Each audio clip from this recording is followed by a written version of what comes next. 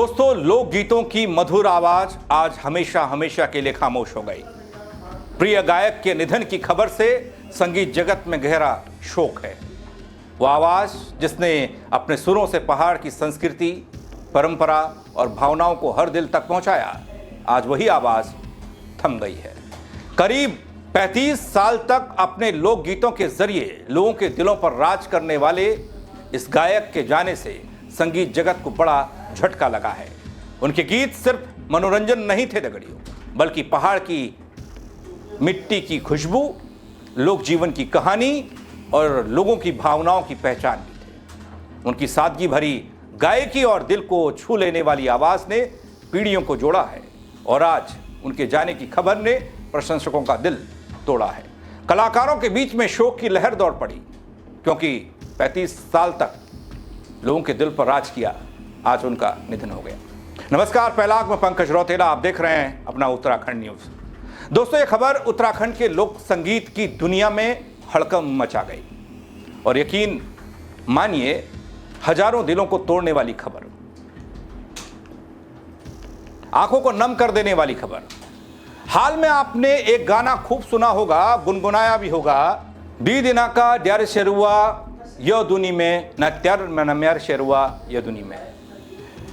अजय दीवान का यह गीत काफी लोकप्रिय रहा दोस्तों, और आज एक दुखद खबर से अजय दीवान की जोड़ी टूट गई, क्योंकि अल्मोड़ा जिले के रहने वाले उत्तराखंड के प्रसिद्ध लोक गायक दीवान कनवाल ने बुधवार की सुबह खत्याड़ी में अपने आवास पर अंतिम सांस ली। दोस्तों, दीवान कनवाल का अंतिम संस्कार बेतालेश्वर घाट पर हो गया। दीवान कनवाल के निधन के बाद लोक कलाकारों में शोक है। सियासी जगत के लोग भी शोक संवेदना व्यक्त कर रहे हैं। प्रदेश के मुख्यमंत्री पुष्कर सिंह धामी से लेकर राज्यपाल ने गहरा दुख व्यक्त किया। मुख्यमंत्री पुष्कर सिंह धामी ने भी प्रसिद्ध लोक गायक दीवान कनवाल के निधन पर दुख जताते हुए लिखा, दीवान कनवाल ने उत्तराखंड की समृद्ध लोक संस्कृति और लोक संगीत को नई पहचान दिलाने में महत्वपूर्ण योगदान दिया।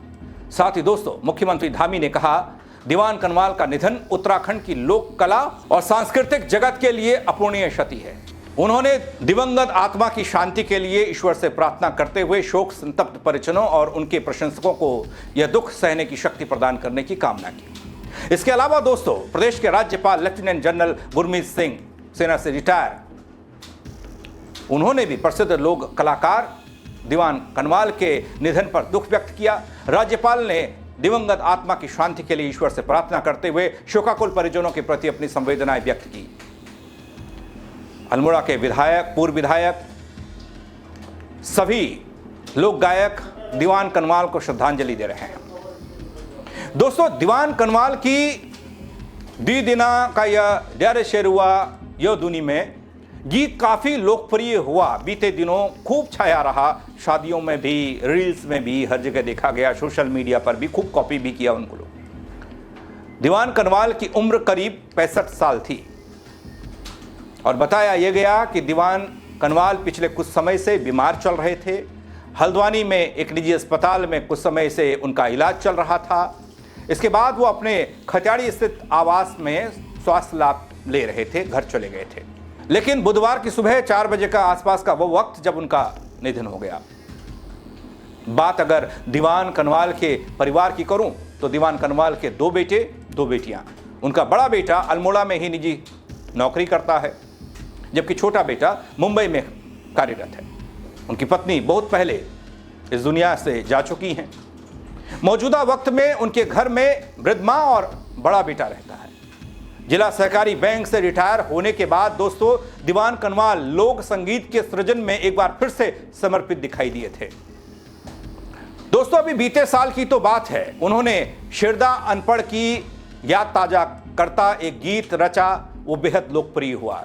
दीवान कनवाल जीवन की क्षण भंगुरता को भावपूर्ण ढंग से उकेरते दिखाई दिए। उनके गीत दी दिना का ड्यार शेरुआ यो दुनी में न त्यार ना म्यार शेरुआ यो दुनी में, ये गाना जिसने भी सुना उसके दिल में बस गया। लोग समुदाय ने उनके योगदान को सलाम किया और कहा कि उनकी रचनाएं कुमाऊनी संस्कृति की अमूल्य धरोहर हैं। दोस्तों, दीवान सिंह कनवाल जिला सहकारी बैंक अल्मोड़ा में सीनियर ब्रांच मैनेजर के पद से साल 2021 में रिटायर्ड हुए थे और अब हमारे बीच में नहीं है। रिटायर होने के बाद उन्होंने खुद को पूरी तरीके से कुमाऊनी लोकगीतों के सृजन और संरक्षण पर समर्पित कर दिया, अपने आप को समर्पित कर दिया, अपने जीवन को समर्पित कर दिया। उनके लोकप्रिय गीत जो मैंने आपको बताया, दीदियों का डेर शेरुआ, इसके अलावा भी कई सारे हैं, लोगों के बीच में काफी चर्चित हैं। उनकी आवाज में कुमाऊं की वादियों की मिठास और पहाड़ों की सादगी और लोक जीवन की गहराई साफ झलकती रही।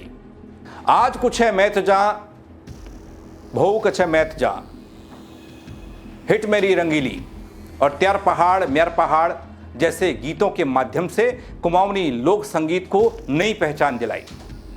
इसके अलावा दोस्तों, दीवान कनवाल लोक गायक और पत्रकार अजय ढोंडियाल के साथ मिलकर शेरदा अनपढ़ की यादों को ताजा करते रहे, भावपूर्ण गीत गाते रहे जो सोशल मीडिया पर काफी वायरल होते रहे।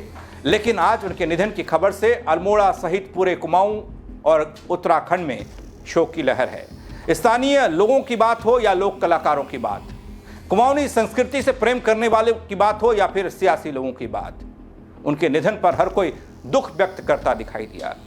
लेकिन दोस्तों, बात अगर उनके गीतों की होती है ना, तो बचपन में रेडियो से गीत आता था, वो नंदा सुनंदा तू दैनी है जय। उसके बाद वीसीडी का जमाना और उस दौर में भी वो छाए रहे जिसमें उन्होंने गाया था आज कुछ ही मैं तुझा। और उसके बाद उनका सफर यही नहीं रुका, कै लिखूं अपना हिया का हाल, हिया मीन्स दिल, धड़, मन। ये गाने काफी लोकप्रिय रहे हैं।